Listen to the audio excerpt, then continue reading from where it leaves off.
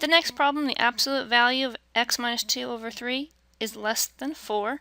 Notice that my x minus 3 over 2, my expression on the inside of the bars, is already isolated.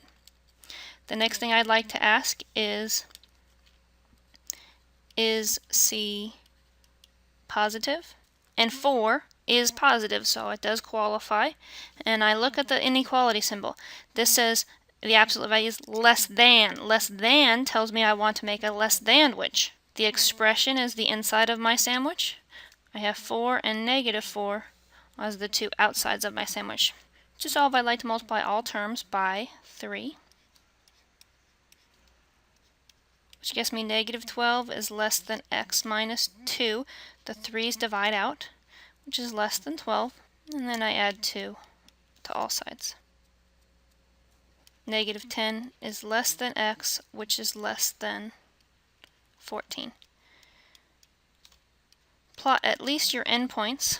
Both of these will have open circles because there's no equal symbol there, and x is greater than negative 10 and less than 14 at the same time means it's sandwiched in between them. My interval answer is negative 10, comma, positive 14 with parentheses because we're not allowed to include our endpoints. Our last example in this group is the absolute value of 1 minus 2x minus 4 is greater than or equal to negative 1. Now I know this is a negative 1 and you might want to say, oh, this doesn't qualify, but we have not yet isolated the absolute value bars. So the first thing I would like to do is add 4 to both sides so that the absolute value bars are now isolated. Now I can ask the question, is C positive? And C is positive because 3 is positive. Please don't look up here at the original problem. First isolate your expression in the absolute value bars, then decide if C is positive. So this does qualify. I have the absolute value of my expression is greater. Because it's a greater problem, I have an or in my next step. So I have 1 minus 2x, the expression, is greater than or equal to 3. Again, that's the same equation without the bars. Or I have 1 minus 2x. Change both signs. I change the inequality sign to less than. I change the 3 to a negative 3. And those are my two equations that I need to now solve. So I'm going to subtract 1 from both sides. And negative 2x is less than or equal to negative 4. Then divide both sides by negative 2.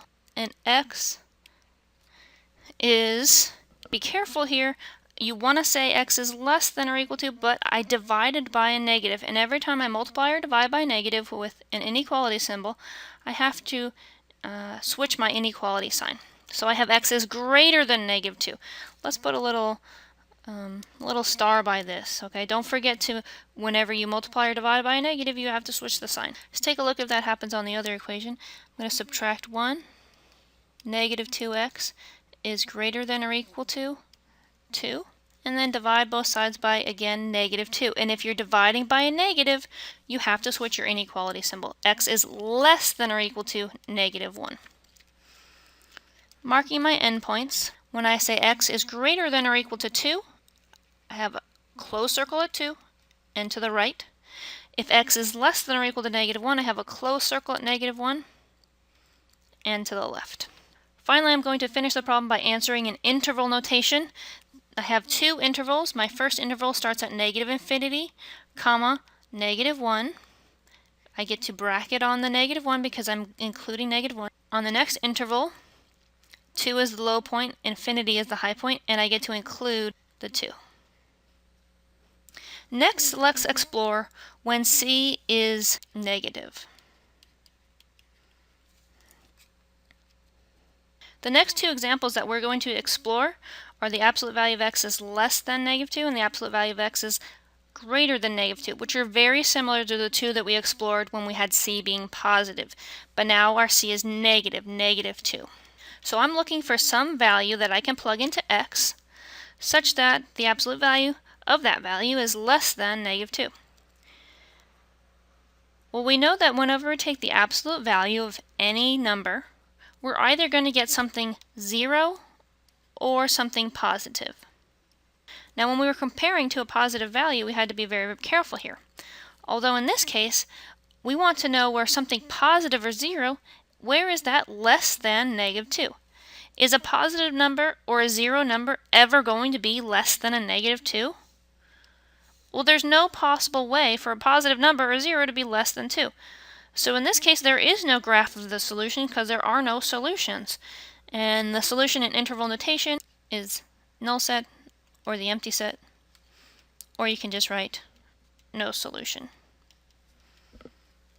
Similarly, on the next example, I'm looking for some values that when I substitute it in for x, I have the absolute value of that value is greater than -2.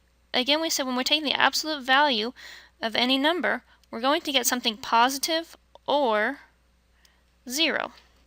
And when we're comparing to a negative number, this is either going to be always true or never true. When is something positive or 0 greater than -2? Well, positives are always greater than -2, and 0 is always greater than -2. So this is something that's always true. Notice the one we just talked about, x is less than, is never true.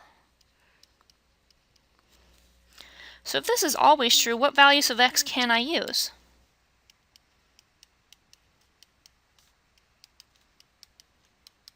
Well, the absolute value of 1 is greater than -2. The absolute value of -3 is positive 3, which is greater than -2.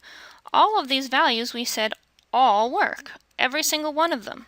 Up to positive infinity and all the way down to negative infinity. Every single value, when I take the absolute value of it, is going to be greater than -2. Always, always, always. So the solution in interval notation is negative infinity to positive infinity. Another way we can say that is all real numbers. So let's take our exploration and write it down in a rule. Let x be an algebraic expression and c be some negative number. If the absolute value is less than some negative number c, again, let me just be very specific. This is negative. I want you to make sure that when you come back in your notes, you realize that c is negative. It's very, very important. If the absolute value of x is less than a negative c, then the solution is no solution.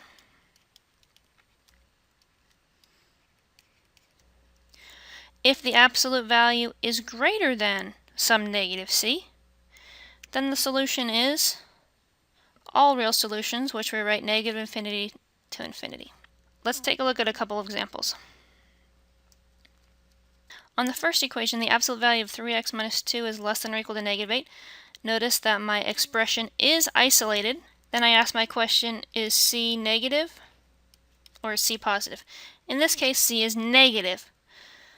When is something positive or 0 going to be less than -8? Well, never.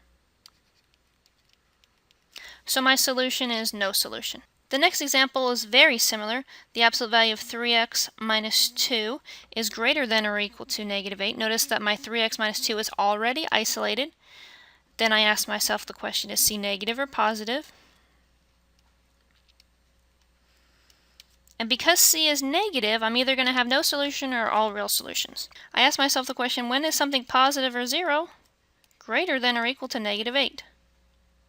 Well, something positive is always greater than -8, and 0 is always positive greater than 8. So this is always true. So my solution is negative infinity, comma, positive infinity.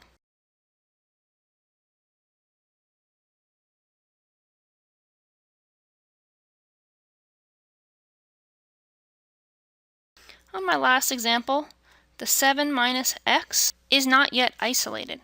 So the first thing I would like to do is isolate the absolute value. First I subtract 9. Then I'm going to divide by 4. So the absolute value of 7 minus x is less than -1. Is my expression now isolated? Yes, it is. And I can ask myself the question, is c negative or positive? Because c is negative, I am going to either have a no solution or an all real solution. Whenever I take the absolute value of something, I'm getting something positive or 0. When is something positive or 0 less than -1? Was positive ever less than -1? No. Is 0 ever less than -1? No. So this is a never case. So my solution is no solution. Just don't forget that you have to isolate your expression first before you can decide if C is positive or if C is negative. So in summary, we have solved absolute value equations, we learned interval notation, solved linear inequalities, and finally we solved linear inequalities with absolute value.